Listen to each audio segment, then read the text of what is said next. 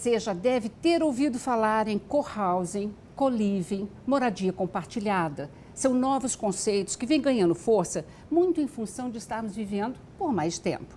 Dividir espaço pode ajudar na economia e na convivência social. Envelhecer perto de vizinhos e amigos pode ser divertido, acabar com a solidão e ainda contar com ajuda quando precisar. Vamos conhecer exemplos práticos hoje aqui. No estúdio, o professor Bento da Costa Carvalho Júnior, coordenador do Grupo de Trabalho Moradia da Unicamp, responsável pelo cohousing sênior Vila Conviver. E Mari Pini, artista plástica, que pratica o co-living na Casa Tucuna. É um prazer tê-los aqui no programa. Bem-vindos, viu? Obrigado pelo convite, o prazer é todo nosso. Na verdade, quer dizer, a gente tem buscado mesmo, e a iniciativa de vocês dois são novas formas, novos conceitos da gente morar, né? Sim, sim. Lá na Vila Conviver, acho que é o primeiro cohousing sênior com esse conceito que a gente tem no país. Vamos dizer que é o grupo mais avançado. Nós temos grupos espalhados pelo Brasil, uns 8 ou 10 grupos tentando implantar cohousing sênior, né? E cohousing multigeracional, mas o nosso grupo é o mais avançado. Mas nós também começamos antes, nós começamos em 2013. Alguns anos de aprendizado, imagino, né? Sim, sim. E, na verdade, hoje, quantas pessoas, quantas casas estão programadas para esta vila? Essa vila deverá ter por volta de 45 casas. Tá. Nós temos 36 no momento, mas nós temos uma fila de espera de pessoas querendo entrar e nós estamos às vésperas de adquirir o terreno. Tá. Então, assim que a gente adquirir o terreno, a gente vai pegar aquela lista de espera, convidar as pessoas para entenderem muito bem as bases desse projeto e, eventualmente, recebê-las para morar com a gente. Então, o número de casas pode chegar a 45, 50 casas. Tá. E está previsto ficar pronto 2021, 2022? Provavelmente 2022, porque a gente tem algumas dificuldades com relação à questão de aprovação, que é um projeto novo, sempre é um pouco mais demorado, né? Uhum. Na Casa Tucuna já é diferente, né? Você não está construindo em comunidade um espaço. Exato. A Casa Tucuna, o co-living, é uma nova denominação. Vamos dizer, todo mundo fala, sim, não, mas você é uma república, né? Você é uma... Sim, mas aqui existe uma administradora, no caso eu, que recebo, né? A ideia é que é uma residência. Tá. Então, eu tenho 3 espaços na minha casa, um espaço muito grande, tem 500 metros, então tem vários ambientes comuns. Então, o deck tem um lugar para tomar sol, ducha e tudo mais, lugar comum, o jardim, horta, lugar comum, né? E tem 3 casas. Tem a Casa da Lua, que é a minha casa, e que nessa casa eu tenho 3 quartos. Então, nesses 3 quartos, eu recebo pessoas nesses 3 quartos, sempre individuais. Tá. E os outros 2 espaços, né? Tem o Estúdio Marte, que tem 60 metros quadrados, e tem a Gruta Grega, com 40 metros quadrados. Então, são outros que convivem, né? Então, tem um músico, tem a outra que faz massagem, tem o outro que faz... Então, são várias capacitações e as pessoas sempre tem grupo comum, então pede uma coisa, pede outra coisa, eu vou fazer um happy hour hoje, eu estou com umas cervejas aqui, enfim, e cria esse convívio, né? Acaba então, sendo quase uma comunidade mesmo, por um período X de tempo, né? Agora, quanto tempo faz que você utiliza essa metodologia, vamos dizer assim, né, de compartilhar a residência? Exato. No começo começou com um intercâmbio, né? Tá. Então, há 12 anos atrás, eu fazia parte do intercâmbio da USP, que recebia americanos. Então, sempre foi indo, depois começou a aumentar esse número de intercambistas.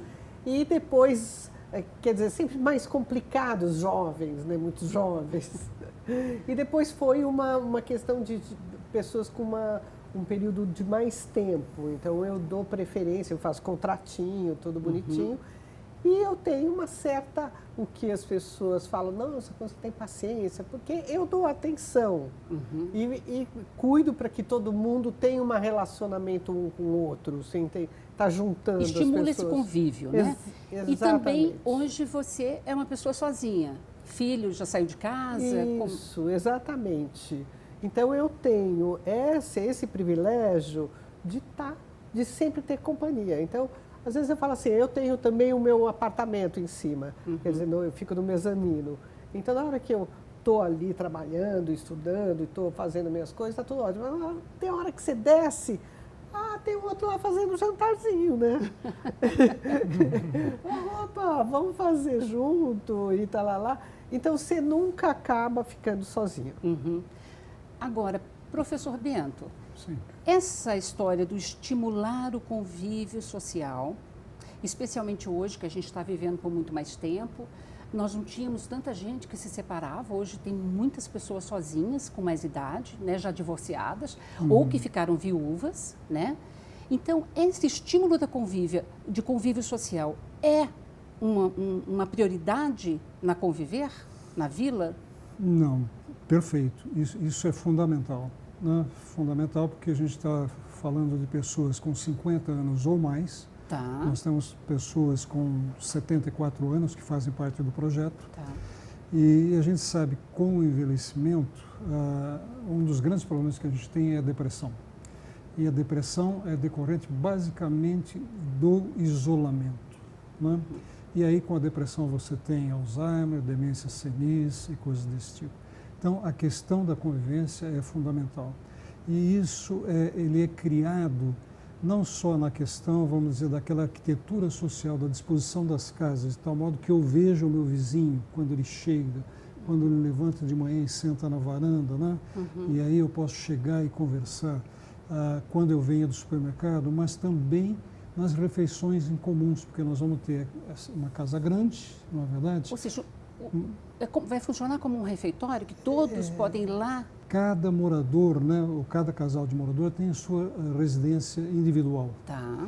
Né, mas há dependências comuns. Há uma casa que a gente chama de casa comum, com cerca de 500 a 600 metros quadrados, onde você tem lá uma cozinha, você tem um refeitório, sala de estar, lavanderia, sala de ginástica, sala de artes, pátio para confraternização, que legal. Comum, que todos meditação. Podem... Exato. Se eu quiser, eu posso viver só nessa casa comum. Praticamente. Aliás, não preciso me preocupar com a minha casa. Um dos indicadores de qualidade de uma co-house é o número de horas que as pessoas passam nas áreas comuns. Exato. E nas boas co-houses, as pessoas ficam 8 horas por dia, em média, na casa comum.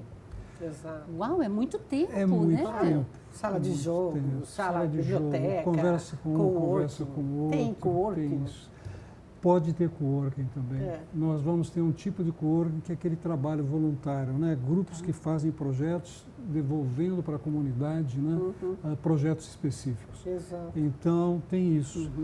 E uma outra coisa que nesse tipo de comunidade residencial, os próprios moradores fazem o gerenciamento de tudo. Então, as pessoas trabalham né, em grupos, em comitês. Né, olha que interessante. E isso provoca uma série de trabalhos comuns. Né? E aí há todo um treinamento, por exemplo, para você fazer isso, a tal da comunicação não violenta, né? A construção do consentimento, né, de decisões por consenso.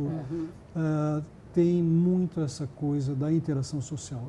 Essa é a base de tudo. Muito interessante, base de tudo. Porque eu vi, sabe aquelas experiências das cidades do bem viver na Itália, que são maravilhosas, que são essas pequenas, assim, pequenas cidades que vão dizer que até a cidade vivia de uma fonte de renda, vamos dizer, a Krupp, que era a indústria de armamento, alimentava todos os funcionários de uma pequena vila. Acabou aquilo, eles ficaram todos sem fonte de recebimento. Então, o prefeito, o que fazer?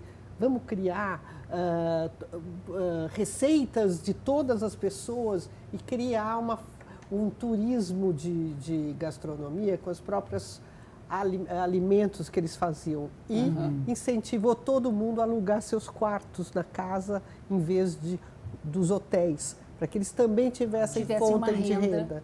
Exato. E aí tem outra cidade que eles fizeram um banco de horas. Então, que as pessoas vão na prefeitura e falam assim, o que o senhor pode oferecer? Não sei, professor, vamos dizer, no seu caso, eu posso oferecer aula disso, aula daquilo. Ah, muito bem. E tá, a senhora, não, eu costuro, o outro cuido de cachorro. Aí as pessoas vão na prefeitura e falam assim, ah, eu preciso disso, uma pessoa que cuida das minhas roupas, o outro do meu cachorro. Aí tem um banco ali de talentos, de pessoas trocas. que podem trocar alguma, oferecer alguma coisa. Mas você sabe que isso é muito interessante. né? Muito interessante. Inclusive, não só para você continuar se sentindo útil e produtivo depois de uma certa idade, perfeito. mas até como fonte de renda também. Exato. Porque nem todo mundo Claro. que se aposenta, né, tem condições de Exato. se manter sem Claro. um faturamento mensal, Com certeza. né? Muito legal. Exato. E isso é uma tendência que vem acontecendo também agora no Brasil, Sim, pela sim. experiência de vocês. Sim. Isso. Você realmente pode formatar comunidades que tenham essa coisa, né? A gente vê muito no Nordeste questão de trabalhos manuais, né? Aquelas pessoas a partir dos 50 anos que poderiam estar morando juntos, né? E é uma coisa extremamente conveniente, porque, por exemplo, nós vamos ter de domingo a domingo almoço feito por pessoas que cozinham, profissionais, tem uma cozinheira, uma coisa. Mas a janta não, a janta é feita pelo pessoal, o jantar é feito pelos próprios moradores da comunidade. E é uma coisa interessante que até uma certa competição, né? O prato que eu faço foi mais apreciado, né? Olha, gostei muito do seu prato. Estão fazendo um livro de receita, das grandes receitas que já usufruíram. Olha né? só que legal, Então, né? É interessante. Exato. Nós vamos continuar conversando daqui a pouco, porque eu quero entender se os tipos de conflitos que a gente pode ter a hora que a gente decide morar com esse novo jeito. A gente volta já já, gente. Não sai daí.